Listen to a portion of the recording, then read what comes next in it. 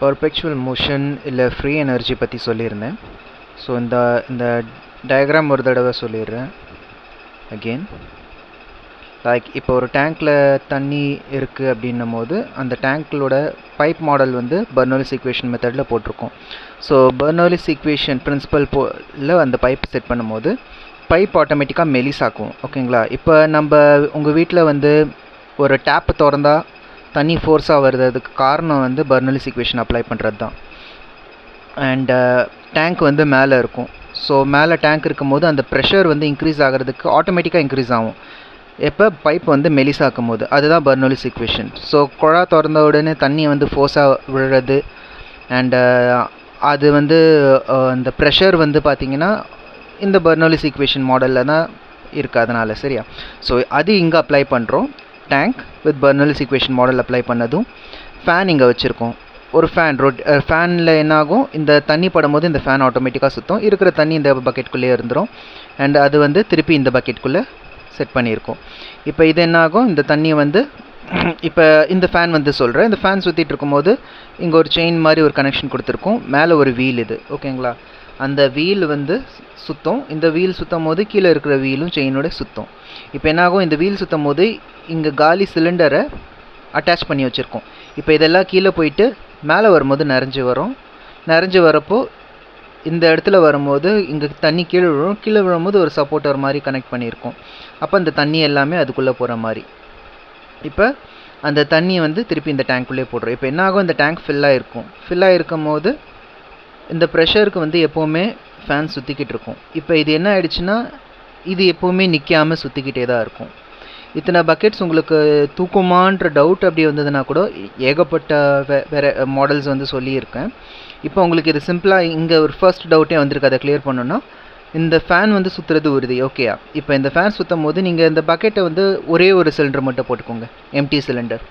இப்போ பாருங்கள், வெயிட் கம்மியாயிடுச்சு. போயிட்டு ஒரு பக்கெட் தண்ணி, அந்த சின்ன கப்போ அந்த சிலிண்டரை தூக்குற அளவுக்கு தண்ணியக்கான வெயிட்டு தூக்க முடியும் இல்லையா இந்த ஃபோர்ஸ்க்கு. இப்போ இது போயிட்டு திருப்பி எப்படி இருந்தாலும் அதே தண்ணி இதுக்குள்ளே போடும்.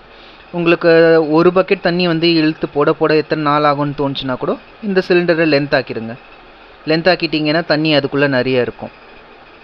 இப்போ இந்த தண்ணி காலியாகிறதுக்குள்ளே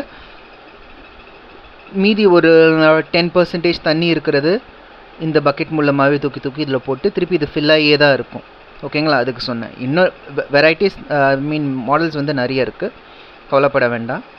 இது வரைக்குமே எந்த டவுட் இருந்தாலும் அதுக்கு ஒரு கிளாரிட்டி, ஒரு வழி இருக்குது. ஓகேயா? பர்பெச்சுவல் மோஷன் வந்துட்டோன்னா நம்ம எப்படி இருந்தாலும் அதை பண்ணி ஆகணுன்ட்ருப்போம் இல்லையா? ஸோ அந்த விதத்தில் தான் இது வந்து எப்படி இருந்தாலும் ஸ்டாப் ஆகி சுற்றாமல் இருக்கிறதுக்கு ஒரு வழி இருக்குதுன்னு பார்த்தீங்கன்னா இதுதான் ஜென்ரல் திங். வந்து பார்த்தீங்கன்னா இந்த ப்ரெஷருக்கு இங்கே ஃபேன் சுற்றும் போது இந்த வீல் சுற்றும் போது இங்கே தண்ணி தூக்கி போடுது, திருப்பி அதே பக்கெட்டுக்குள்ளே போட்டோம். இப்போ இங்கே புது விஷயம் இதில் என்ன பார்த்தீங்கன்னா, பெர்னோலிஸ் பிரின்சிபலால் தான் ஏதாவது ஒரு எக்ஸ்டர்னல் ஃபோர்ஸ் தள்ளுற மாதிரி இருக்கணும், அதுதான் வேணும். அது வந்து ஆட்டோமேட்டிக்காக க்ரியேட் ஆகாதுன்றதால தான் இது வரைக்கும் பர்பெச்சுவல் மோஷன் வந்து கண்டுபிடிக்காமல் எதுவும் பண்ண முடியாமல் இருந்திருக்கு. என்னென்னமோ கண்டுபிடிச்சி எதேதோ கொண்டு போயிட்டுருக்கோம். சிம்பிள் மெத்தடை நம்ம யாருமே இதை வந்து ரீச் ஆகாத காரணம் வந்து இதை வந்து கான்சன்ட்ரேட் பண்ணலை. இந்த பெர்னோலிஸ் பிரின்சிபலில் எல்லாமே செஞ்சோம், ஆனால் இப்படி ஒரு ஐடியா, ஒரு மெத்தட் போடலை. ஆட்டோமேட்டிக்காக ஒரு ஃபோர்ஸ் க்ரியேட் ஆகணும் அப்படின்னா என்ன அப்படின்னும் போது பார்த்தீங்கன்னா இந்த பெர்னோலிஸ் பிரின்சிபல் மட்டும்தான் வரும். தண்ணியில் இது வந்து எப்படின்னா, தண்ணி மெலிசாக ஹோல் பார்த்தீங்கன்னா சின்னதாக, பக்கெட் பெருசாக, பைப் பெருசாகிட்டு சின்னதாக வருதா, சின்னதாக வரும்போதும் ப்ரெஷர் இங்கே பார்த்தீங்கன்னா தண்ணி இது அதிகமாக தான் இருக்கும். ஓகேங்களா? லைக் சேம் வீட்டில் இருக்கிற டேப் மாதிரி ஒரு தனி ஃபோர்ஸ் வந்து தள்ளுதா, டேங்க்கில் தண்ணி காலி ஆகிடுச்சுன்னா என்ன ஆகும்? அவ்வளோதான், எந்த ஒரு ஃபோர்ஸும் இருக்காது. தண்ணி காலியானால் மட்டும்தான் நம்மளுக்கு ப்ரெஷர் வந்து கிடைக்காம போகுது இல்லையா வீட்லேயும்.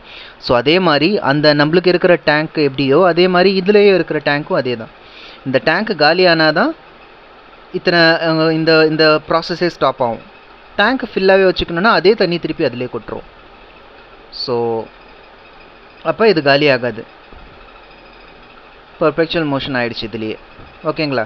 இப்போ நம்மளுக்கு எப்படி யூஸ் பண்ணுறது தான் இதில் நம்மளுக்கு வேணும் இல்லையா? ஃபர்ஸ்ட் ரெக்கார்டு இது வந்து இதுதான் பர்பெச்சுவல் மோஷன் வந்து கண்டுபிடிச்சாச்சுன்றதுக்கு. ஓகேங்களா? இது நீங்களே யோசிக்கணும். சின்னதாக கொஞ்சம் யோசிக்கிறவங்களுக்கு இது புரிஞ்சிடும். ஓகே, இது வரைக்கும் பாசிபிள் இருக்கேன்னு. அதுவே பெரிய விஷயம். அது இது வரைக்கும் எதுவுமே நடந்ததில்லை. ஹிஸ்ட்ரியில் வரலாறுல இந்த மாதிரி கிடையாது. ஒரு மிஷின் வந்து சுற்றிக்கிட்டே இருக்குன்றது. இது சிம்பிள் மெத்தடாக அது முடிஞ்சிருக்கு. இப்போ இந்த இடத்துல அதே மாதிரி ஒரு டைனாமிக் மோட்டர், டிசி மோட்டர் சொல்லுவோம். சும்மா வரைஞ்சிருந்தேன். Okay, DC motor. இந்த டிசி மோட்டரை செட் பண்ணிட்டோன்னா, இதே மாதிரி கனெக்ஷன் கொடுத்துட்டோன்னா இந்த மோட்டரும் கூட சேர்ந்து சுற்றும். அப்போ என்ன ஆகும்? டிசி மோட்டரும் சுற்ற ஆரம்பிக்கும் போது ஒரு கரண்ட் வந்து க்ரியேட் ஆகிட்டே இருக்கும். அது நம்ம கையை வச்சு சுற்றினாலும் கரண்ட் க்ரியேட் ஆகும். அதே மாதிரி இதில் கனெக்ட் பண்ணிட்டோன்னா, இப்போ இந்த ஃபேன் சுற்றுறதால இதுவும் சுற்றிட்டு இருக்கும். கரண்ட் வந்துக்கிட்டே தான் இருக்கும், நிற்க போகிறதில்ல. இது சிம்பிள். இது வந்து ஸ்டார்டிங் ஸ்டேஜ் தான். மீதி ஷார்ட்ஸில் நான் போட்டிருக்கிற ஷார்ட்ஸ்லேயே நிறைய எக்ஸாம்பிள்ஸ்லாம் சின்னதாக வரைஞ்சி ஒரு விஷயமும் ரொம்ப ஷார்ட் ஃபார்மில் சொல்லியிருக்கேன். ஸோ தட் ரீச் ஆகட்டும், எல்லாருக்கும் ரீச் ஆகணுன்றதுக்கு தான். ஓகே, உங்களுக்கு யாருக்கு இது புரியல, உங்களுக்கு ரீச் ஆகிறதுக்கு தான் அது. ஸோ இதை கொஞ்சம் யோசிக்கிறவங்களுக்கு புரிஞ்சிடும். அண்ட் டைனாமிக் மோட்டர் இது நான் இந்த பெர்னோல்லிஸ் பிரின்சிபல் சொன்னது இந்த மாதிரி தான். 16 சென்டிமீட்டர் பைப் இருக்கா டயாமீட்டரில், அப்படியே 10 சென்டிமீட்டர் பைப்பாக தான் மெலிஸ் ஆகுது. அடுத்தது 4 சென்டிமீட்டராக மாறுது. ஸோ என்ன ஆகுது? மெலிஸ் ஆகிட்டே போகுது. இது மெலிஸ் ஆகிறதால தான் நம்மளுக்கு வீட்டில் டேப் ஓப்பன் பண்ணால் ப்ரெஷரில் தண்ணி வருது. அதே தான் இதுவும். ஸோ பெர்னோல்லிஸ் ஈக்குவேஷன் ஆகிடுச்சு. இப்போ இந்த டிசி மோட்டரும் கனெக்ட் பண்ணியாச்சு. அது ஒரு பெரிய டயக்ராமில் வரைஞ்சதை பார்த்தீங்கன்னா இப்படி வரைஞ்சிருக்கேன்.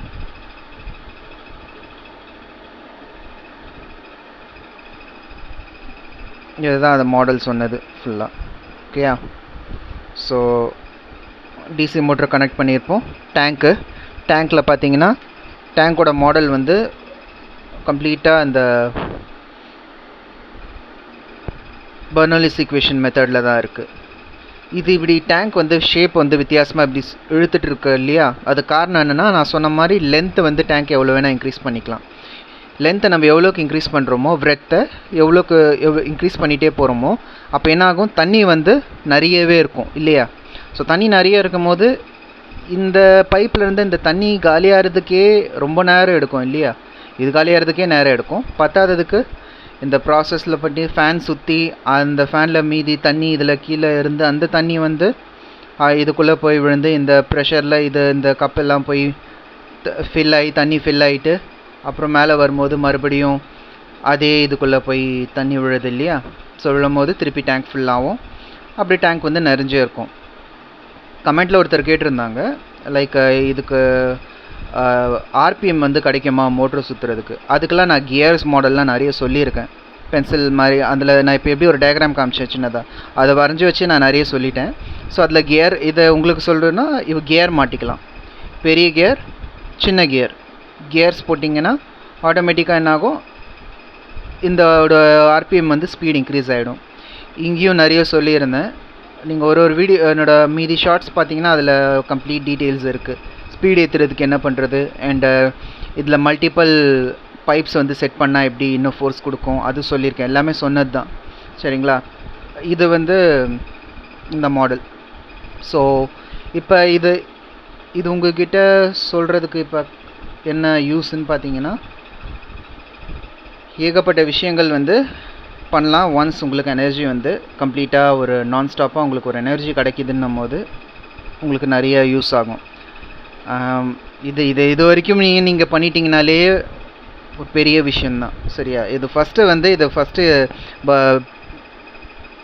ஃப்ரீ அண்ட் பெர்பெக்சுவல் மோஷன்றது கிடையாதுன்றவங்களுக்கு இதை நீங்கள் அனுப்பலாம். இது என்ன இப்படி சொல்கிறது உண்மையான்னு முதல்ல நீங்கள் பார்த்து புரிஞ்சுக்கோங்க. அவங்கக்கிட்ட நீங்கள் ஒரு ஆர்குமெண்ட்டே இல்லை, நீங்கள் ஒரு டவுட்ஸ் சொல்லுங்கள், நீங்கள் கேளுங்க, எப்படி இது சாத்தியம் இல்லாமல் இருக்கும் அப்படின்னு சொன்னாங்கன்னா. பிகாஸ் இப்போ இருக்கிறதுல வந்து எப்படின்னா ஒரு லா மட்டும்தான் நம்ம எல்லோரும் ஃபாலோ பண்ணுறோம். என்னென்னா பெர்பெக்சுவல் மோஷன் பாசிபிள் கிடையாது அப்படின்றத மைண்ட் செட் பண்ணியாச்சு. Energy can not be created, not be destroyed, எல்லாமே நம்ம கண்டுபிடிச்சது தான். ஸோ இதுவும் ஹியூமன் பீங்ஸால் ஒரு பக்கம் நம்ம நம்புவோம் எவ்ரிதிங் இஸ் பாசிபிள் இல்லையா? இன்னொரு பக்கம் என்ன சொல்லுவோம்? Energy cannot be created nor be destroyed, so because of thermodynamic law. So அதெல்லாம் நம்ம இன்னும் டீப்பாக போயிட்டு யாரையும் நம்ம வந்து இது சொல்ல வேண்டாம்.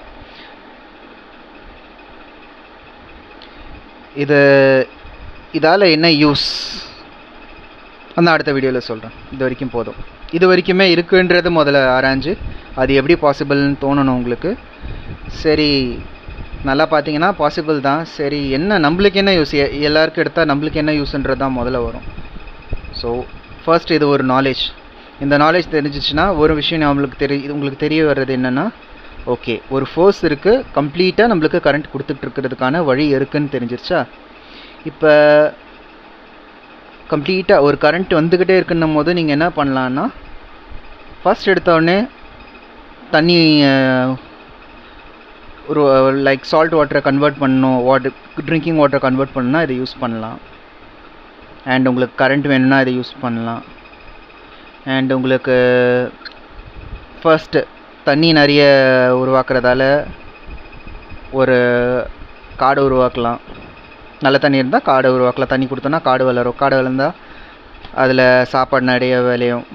ஸோ சாப்பாடு எல்லாத்துக்கும் கிடைக்கும், விலங்குகளுக்கு சாப்பாடு கிடைக்கும். அண்ட் ஃபர்தர் டெக்னாலஜிஸ்லாம் ரொம்பவே டெவலப் ஆகிருக்கு இப்போ.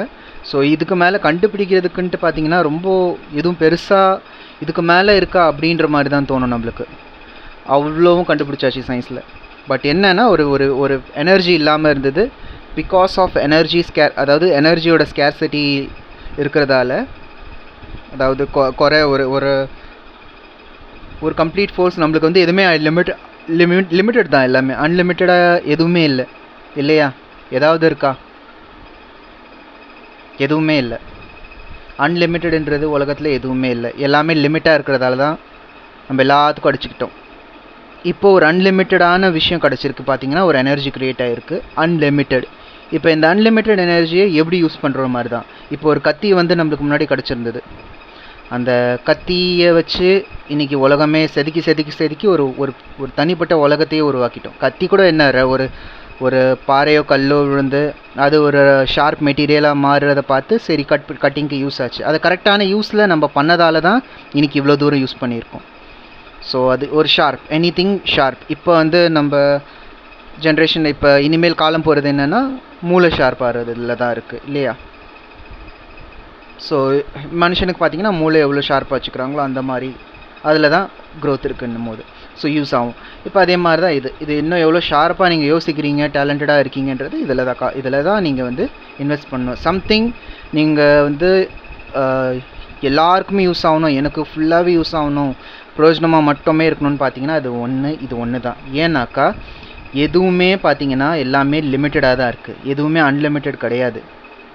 ஸோ லிமிட்டடுன்னும் போது கண்டிப்பாக அது வந்து பாதுகாக்கணும், நீங்கள் உங்களுக்காக வச்சுக்கணும், இவ்வளோ விஷயங்கள் யோசிக்கணும்.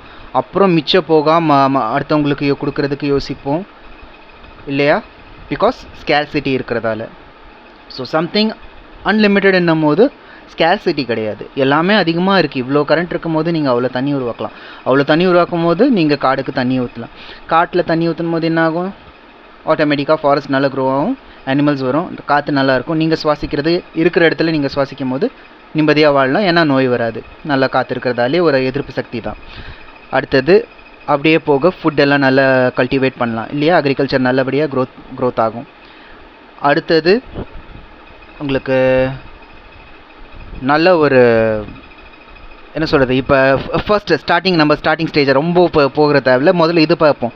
இப்போ இப்படி வரும்போது இங்கே உங்களுக்கு என்ன யூஸு? இங்கே இதில் காசு உருவாக்க முடியுமா பார்த்தீங்கன்னா, கரண்ட் இருந்தால் நீங்கள் எது வேணாலும் நீங்கள் எவ்வளோ வேணால் பண்ணுவீங்க. அப்போ அது உங்களுக்கு காசு மட்டும்தான். நஷ்டம்னு பார்க்குறதுக்கு காரணம் என்னென்னா, நம்மளுக்கு அது ஒரு குறைபாடு இருக்கிறதால தான். அந்த கம்மியாக இருக்கிற விஷயத்தில் பாப்புலேஷன் ஜாஸ்தியாக இருக்குது, கன்சப்ஷன் நிறைய இருக்குது. பட் அதுக்குள்ளேயே நம்ம எப்படியாவது முடித்து நம்ம லாபத்தை எப்படி சம்பாதிக்கணும்னு பார்ப்போம். அடுத்தது நம்மளது ஃபுல்லாக நம்ம ஒரு அளவுக்கு வந்தாச்சு, சம்பாரிச்சாச்சுன்னும் போது அடுத்தவங்களுக்கு நம்ம கொடுக்குறதுக்கு ஹெல்ப் பண்ணுவோம். சம்பாதிப்புனா எப்படி வேணால் இருக்கலாம், எல்லா விதத்துலேயும். ஒரு காசாகவும் வச்சுக்கலாம், பொருளாகவும் வச்சுக்கலாம், ஒரு நிம்மதியான வாழ்க்கையாக வச்சுக்கலாம். எதுவாக இருந்தாலும் ஒரு நம்மளுக்கு யூஸ் ஆகிற மாதிரி ஒரு விஷயத்தை தான் நம்ம தேடுறோம். ஓகே. ஸோ இப்போ இது வந்து ஒரு எனர்ஜி ஃப்ரீயாக கிடைச்சிருக்குன்னும் போது நிறைய பண்ணலாம் சரியா? அடுத்தடுத்த ஐடியாஸ் நான் அப்படியே சொல்லிட்டு வரேன், கேட்டுகிட்டே இருங்க.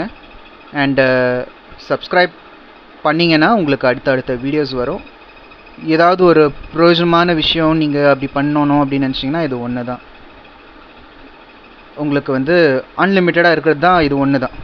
ஸோ அன்லிமிட்டடாக இருந்தால் மட்டும்தான் யாருமே உங்களுக்கு போட்டியாக நின்று உங்களை வந்து யாருமே வந்து தடுக்க மாட்டாங்க. லைக் அவங்களுக்கு அது வேணும், உங்களுக்கு இது ஃபுல்லாக போய் சேரக்கூடாது. ஏன்னாக்கா நிறைய கொஞ்சம் இருக்கிற லிமிட்டேஷன்ஸ் இருக்கும் போது அந்த லிமிட்டட் அமௌண்ட் எவ்வளோ அதிகமாக இருந்தாலும் அது ஒருத்தருக்கு வேணும்னு தோணும். ஒன்ஸ் ஒரு விஷயம் அன்லிமிட்டட் ஆகிடுச்சுன்னா அவங்க எவ்வளோ தான் எடுத்துக்க முடியும்? கை நிறையும் எல்லாமே நிறைஞ்சு போய் கொட்டும், ஒன்றும் பண்ண முடியாது. அது அதுக்கு மேலே லிமிட் திகிட்டுரும். ஸோ இதுதான் சம்திங் அன்லிமிட்டடுக்கு புரியுதா என்ன அர்த்தம்னு சொல்கிறேன். திகட்டுற அளவுக்கு உங்களுக்கு ஒரு அன்லிமிட்டடான ஒரு எனர்ஜி கிடைக்கும் போது நீங்கள் ப்ரொடக்ஷன் பண்ணுறது எதுவாக இருந்தாலும் அதிகமாக இருக்கும். நீங்கள் எவ்வளோ தான் வச்சுக்கிட்டாலும் அது போதும்னு தோணும். உங்களுக்கு போதும்னு தோணுனா மட்டும்தான் நம்ம வந்து என்ன பண்ணுவோம், மற்றவங்களுக்கு கொடுக்குறதுக்கு பார்க்குறோம் இல்லையா? அப்போ தான் கொடுப்பேன். லாஜிக்காக பார்த்தா அப்போ தான் நம்மளுக்கு நம்ம முதல்ல இருக்கணும், அப்போ தான் மற்றவங்கள பார்க்கணுன்ற மாதிரி தான் இப்போ போயிட்டுருக்கோம் இல்லையா? ஸோ அஃப்கோர்ஸ் கண்டிப்பாக எல்லாருக்கும் கொடுக்குறதுக்கு தான் தோணும். வேறு ஆப்ஷனும் இருக்காது. பட் ப்ராப்பர் யூசேஜ் இருக்கணும். அது பப்ளிக் நீங்களாம் தான் முடிவு பண்ணி நீங்கள் உங்கள் வாழ்க்கையில் வந்து இதை பயன்படுத்துகிறது எப்படி இருக்கணும்னா, ஜஸ்ட் உங்களுக்கு இந்த நாலேஜ் ஏற்கனவே இருக்குது, தெரியும். அப்போ ஏன் இன்னும் யூஸ் பண்ணாமல் இருக்கோம் நம்மன்றது நீங்கள் தான் வந்து அதை கொண்டு வரணும் வெளியே. கொண்டு வந்து அதாவது ஒருத்தருக்கு தெரிஞ்சால் அவங்க நல்லா இருக்கலாம். இங்கே எல்லாருக்கும் தெரிஞ்சிருச்சுன்னா யாரையும் ஏமாற்றிட்டு லைக் சீக்ரெட்டாக வச்சு ஒருத்தர் மட்டும் வளர்ந்துட்டு போயிட்டு யாருக்குமே கொடுக்காமல் இருக்கிறது மாதிரி பண்ண முடியாது. உங்கள் எல்லாருக்கும் தெரியணும் போது நீங்கள் எல்லோரும் அதை யூஸ் பண்ணுவீங்க. விஷயங்கள் நிறைய இருக்குது, கேல்குலேஷன்ஸ் எல்லாம் போட்டு நிறைய இருக்குது விஷயம். இது வரைக்கும் நீங்கள் புரிஞ்சுக்கிட்டீங்கன்னா நல்ல டேலண்டடாக கொஞ்சமாக யோசிச்சா கூட போதும், உங்களுக்கு புரிஞ்சிடும் இது ஓகே இப்படி ஒரு விஷயம் இருக்குல்ல அப்படின்னு. ஸோ சயின்ஸ் வந்து இதை யூஸ் பண்ணிச்சுன்னா கண்டிப்பாக ஒரு பெரிய அளவில் வந்து இதை சக்ஸஸ் கொண்டு போகும் தான். பட் அதுக்கு வந்து நீங்கள் எல்லோரும் டிமாண்ட் வச்சா மட்டும்தான் ஆகும். உங்ககிட்ட அந்த நீங்கள் டிமாண்ட் பண்ணால் மட்டும்தான் ஓகே. ஏன்னா ஒருத்தர் சொன்னால் ஒருத்தரோட இன்டென்ஷனை நீங்கள் வந்து தடுக்கலாம், மீதி எல்லோரும் சேர்ந்து கூட தடுக்கலாம்.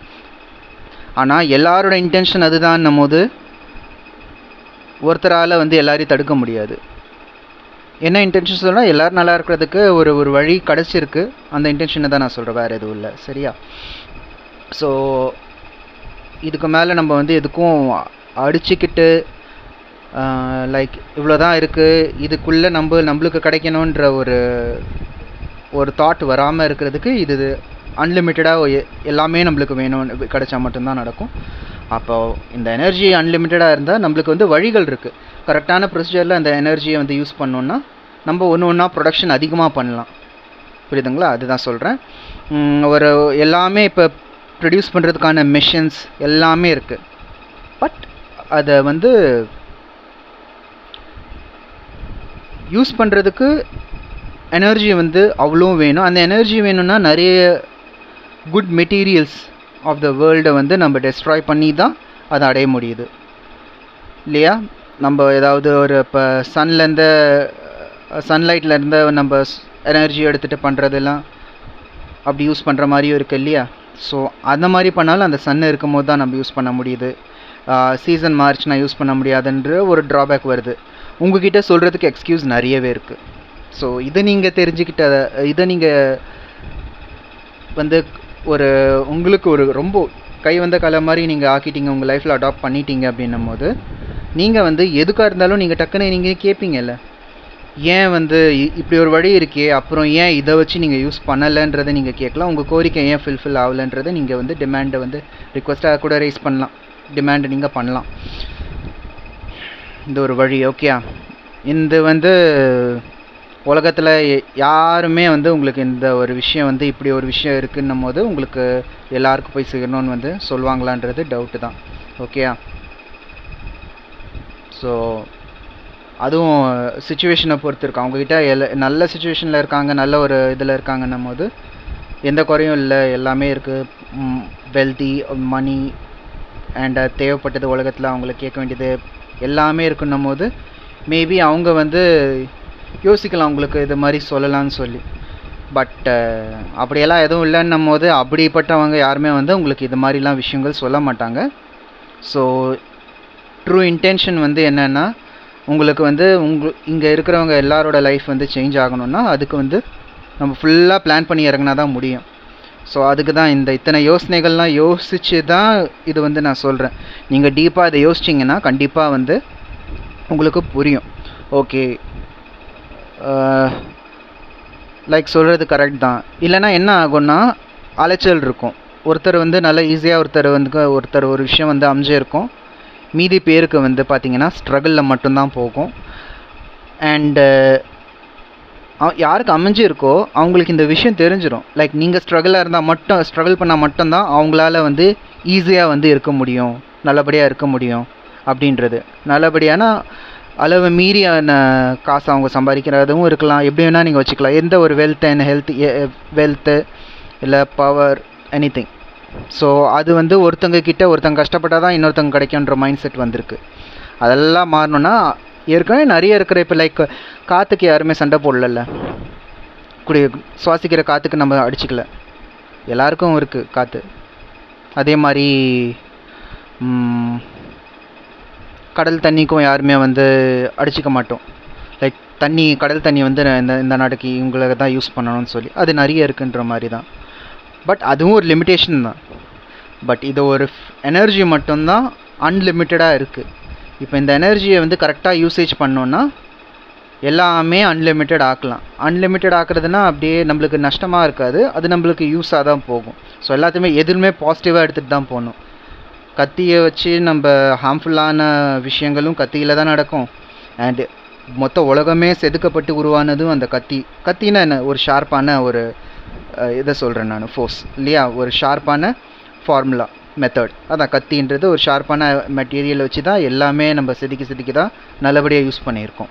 ஸோ அந்த மாதிரி தான் இந்த ஒரு எனர்ஜியை வந்து நல்லபடியாக யூஸ் பண்ணோன்னா நல்லபடியாக இன்னும் மேல் கொண்டு போகலாம். ஸோ எனர்ஜி கெனாட் பி, எந்த ஒரு இதையும் நீங்கள் வந்து அதெல்லாம் யோசிக்காமல், ஓகே நம்மளுக்கு இப்படி ஒரு வழி கிடச்சிருக்கா, கடன்னு முன்னேறி டக்குன்னு கொண்டு போகிறதுக்கு என்ன பண்ணலான்றது தான் பார்க்கணும். ஸோ ஓகே, இது வரைக்கும் இது போதும். தேங்க்யூ. அடுத்தது நான் சொல்கிறேன் அப்புறமா டைம் கிடச்சா.